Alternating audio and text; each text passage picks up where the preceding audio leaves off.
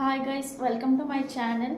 So just ರೂಮಿಗೆ ಬಂದು fresh up ಆಗಿ ಸೊ ಇವತ್ತಿನ ಔಟ್ಫಿಟ್ ತೋರಿಸ್ತೀನಿ. ನಾನು ಹೇಗೆ ರೆಡಿ ಆಗಿದ್ದೀನಿ, ಯಾವ ಔಟ್ಫಿಟ್ ಹಾಕಿದ್ದೀನಿ ಅಂತ. ಸೊ ಇದು ಇವತ್ತಿನ ಔಟ್ಫಿಟ್. ಇದು mustard yellow colour bodycon dress, full sleeve ಇದೆ. ಸೊ ಲಾಸ್ಟ್ ವಿಡಿಯೋನಲ್ಲಿ ನಿಮಗೆಲ್ಲ ತೋರಿಸಿದ್ದೀನಿ.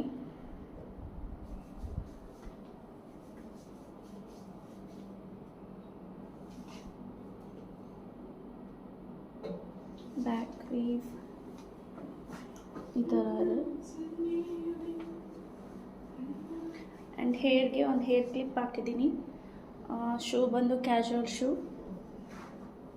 ಇಷ್ಟು ನನ್ನ ಔಟ್ಫಿಟ್.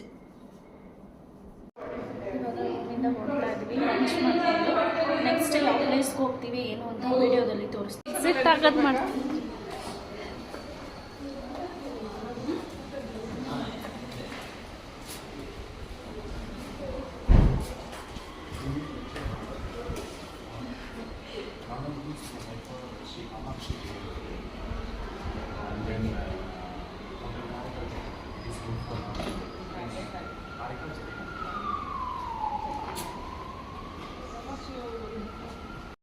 ನೆಕ್ಸ್ಟ್ ನಾವು ರೂಮಿಂದ ಟಿಫನ್ಗೆ ಹೋಗೋಣ ಅಂತ ಪ್ಲ್ಯಾನ್ ಮಾಡಿದ್ವಿ. ಸೊ ನಮಗೆ ಇಲ್ಲಿ ಎಲ್ಲೂ ಹೋಟೆಲ್ ಯಾವ್ದು ಚೆನ್ನಾಗಿಲ್ಲ ಅನ್ನೋ ಐಡಿಯಾ ಇರಲಿಲ್ಲ.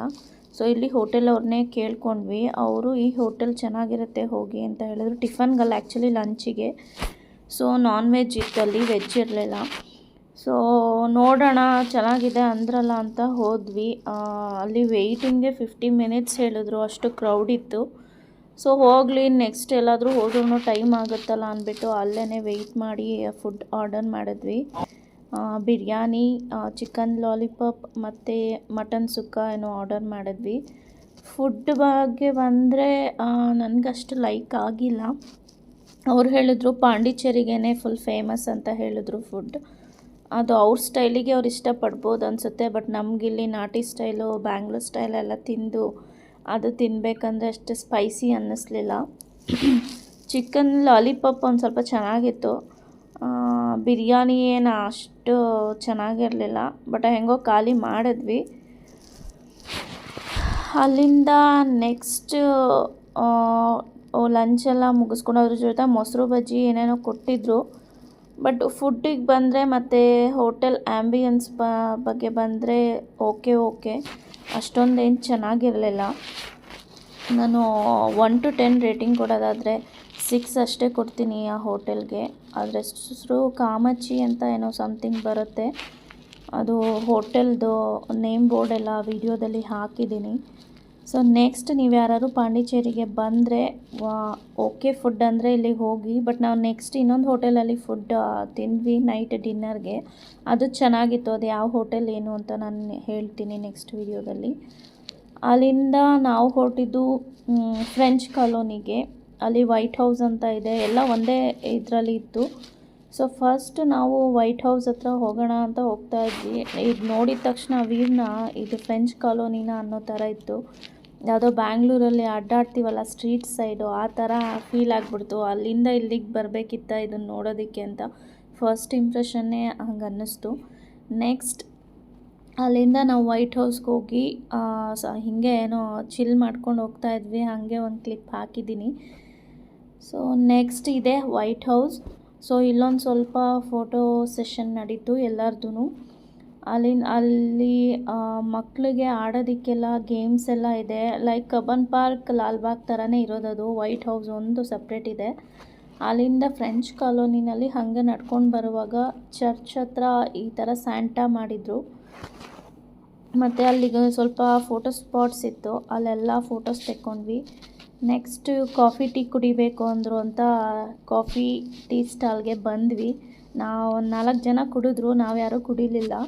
ಸೊ ಟೀ ಮಾಡೋದನ್ನು ಹಾಗೆ ಒಂದು ಕ್ಲಿಪ್ ಹಾಕಿದ್ದೀನಿ. ನೆಕ್ಸ್ಟ್ ನಾವು ಟೀ ಕಾಫಿ ಎಲ್ಲ ಕುಟ್ಕೊಂಡು ನೆಕ್ಸ್ಟ್ ಎಲ್ಲೋಗೋಣ ಅಂತ ಯೋಚನೆ ಮಾಡುವಾಗ ಅಲ್ಲೇ ನಿಯರ್ ಬೈ ರಾಕ್ ಬೀಚ್ ಇತ್ತು.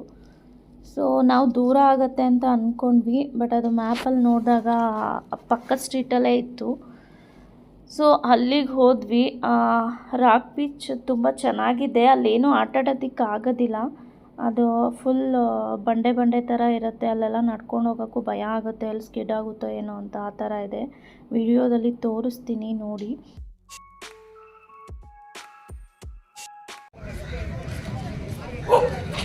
ಹಾಯ್ ಗೈಸ್, ನಾವು ಇವಾಗ ಬಂದಿರೋದು ಯಾವ ಬೀಚ್ ಅಂದರೆ ರಾಕ್ ಬೀಚ್. ಸೊ ಫುಲ್ ಚೆನ್ನಾಗಿದೆ ಅನ್ನಿಸ್ತಿದೆ ನೋಡೋಣ.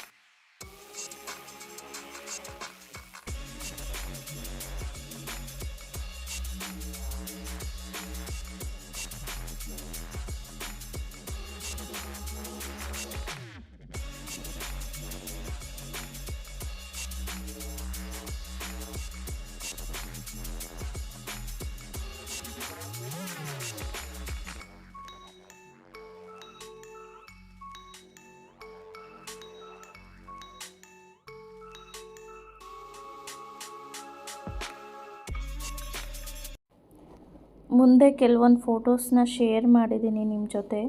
ಈ ವಿಡಿಯೋ ಲೈಕ್ ಆದರೆ ಪ್ಲೀಸ್ ಸಬ್ಸ್ಕ್ರೈಬ್ ಮಾಡಿ, ಕಮೆಂಟ್ ಮಾಡಿ, ಶೇರ್ ಮಾಡಿ ಆ್ಯಂಡ್ ಲೈಕ್ ಮಾಡೋದನ್ನ ಮರಿಬೇಡಿ.